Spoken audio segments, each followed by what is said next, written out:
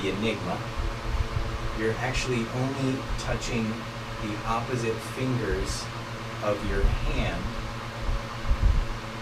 against it. But when you have pressure on those parts and you move your hand with it, that's what makes it look like it's floating. So it's actually opposite parts of the hand touching. You can hold it in the center, move your hands all around. Again, the better you keep it in one place, the better the isolation is. So practicing in a mirror helps a lot.